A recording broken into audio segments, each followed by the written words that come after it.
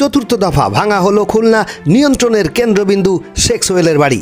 খুলনা নগরীর শেরে বাংলা রোডে দোতলা বাড়ির মালিক সাবেক প্রধানমন্ত্রী শেখ হাসিনার চাচাতো ভাই সংসদ সদস্য শেখ হেলাল উদ্দিন ও তার 4 ভাইয়ের।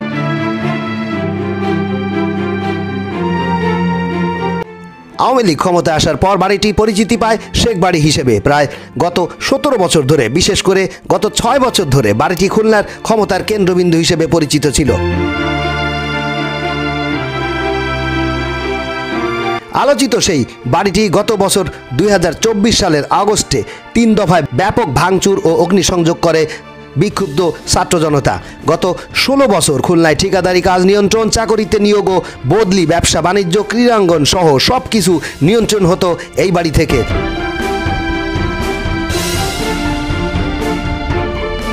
আওয়ামী লীগ ও অঙ্গ সহযোগী সংগঠন এমনকি পেশাজীবী সংগঠনগুলো চলত এই বাড়ির নির্দেশনায়।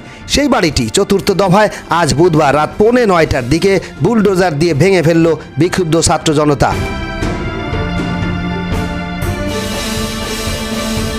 এ সময় বাড়ির আশেপাশে কোথাও আইন শৃঙ্খলা রক্ষাকারী বাহিনীর কাউকে দেখা যায়নি। প্রথমে বাড়িটির ছাত্র জনতা হাতুড়ি দিয়ে ভাঙার চেষ্টা করলেও তাতে ব্যর্থ হয়ে পরবর্তীতে তারা দুটি বুলডোজার নিয়ে এসে বাড়ি ভাঙার কাজ শুরু করে এবং কয়েক হাজার ছাত্র জনতা এ সময় স্লোগান দিতে থাকে।